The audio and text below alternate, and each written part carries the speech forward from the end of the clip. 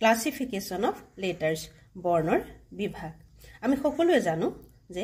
ইংৰাজী বৰ্ণমালাখনত মুঠ 26টা আখৰ বা লেটাৰ আছে এই আখৰ কেইটা তিনিটা ভাগত ভাগ কৰা হৈছে এক হল ভাৱেল দুই হল কনসনেন্ট আৰু তিনি হল সেমি ভাৱেল এতিয়া ভাৱেল কেইটানো কোন কেইটা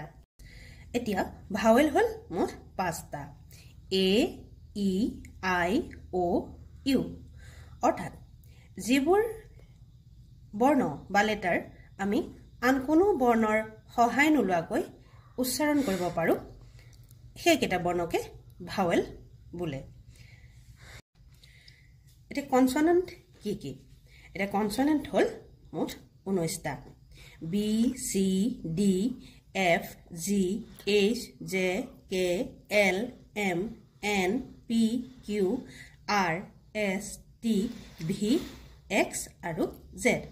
এই 19টা লেটাৰ হল কনসনেন্ট ইয়াক কিয় কনসনেন্ট বুলি কোৱা হয় যেহেতু এই কেইটা লেটাৰ বা বৰ্ণ উচ্চাৰণ কৰোঁতে আমি ভাৱেল কেইটাৰ সহায় ল'ব লগা হয় সেই কাৰণে এই 19টা লেটাৰ কনসনেন্ট বুলি কোৱা হয় তাৰ পিছত আহিল সেমি ভাৱেল অৰ্থ স্বৰ ডব্লিউ আৰু ওয়াই এই দুটা হল সেমি ভাৱেল ইয়াক কি কাৰণে সেমি ভাৱেল বুলি কোৱা হয়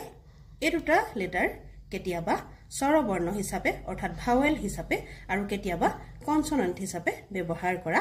হয়